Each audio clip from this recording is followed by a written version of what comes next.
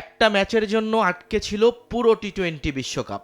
আসর শুরুর 3 দিন হয়ে গেলেও এখন পর্যন্ত কোন ম্যাচে কে কত রান করেছে, কে কয়টা উইকেট পেয়েছে, কারা জিতেছে বা হেরেছে সেসব নিয়ে কোনো আগ্রহই দেখা যায়নি নেটিজেনদের মাঝে। যতটা আগ্রহ ছিল ভারত পাকিস্তান ম্যাচ হবে কিনা তা নিয়ে।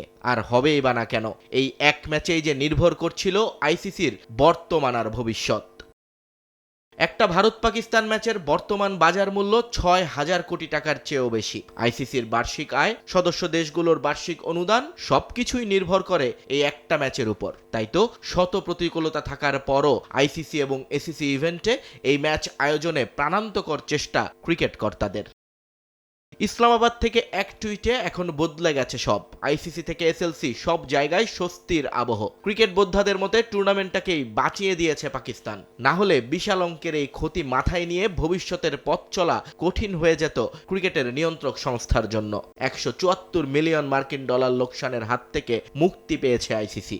যদিও এ সিদ্ধান্তের সবচেয়ে বড় সুবিধাভোগী শ্রীলঙ্কা ক্রিকেট বোর্ড, কারণ পাকিস্তান সরকারের টুইটের পর থেকেই হু হু করে বাড়ছে কলম্বোর বিমান টিকিটের দাম। গত সপ্তাহেও যা ছিল নিম্নমুখী তা এখন ধরা ছোঁয়ার বাইরে। শুধু কি তাই, কলম্বোর তারকামানের হোটেলগুলোতেও এখন আনন্দের পরিবেশ।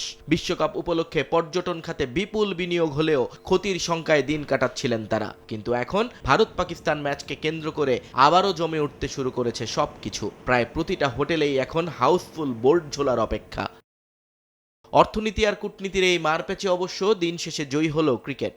আইসিসির সাশ্রয়, কলম্বোর বাণিজ্যিক লাভ আর সমর্থকদের উত্তেজনা সব মিলিয়ে মাঠের লড়াইয়ের আগেই মাঠের বাইরের হিসেবে বড় জয় দেখছেন আয়োজকরা। নিয়ন মুহাইমিন, সময় সংবাদ।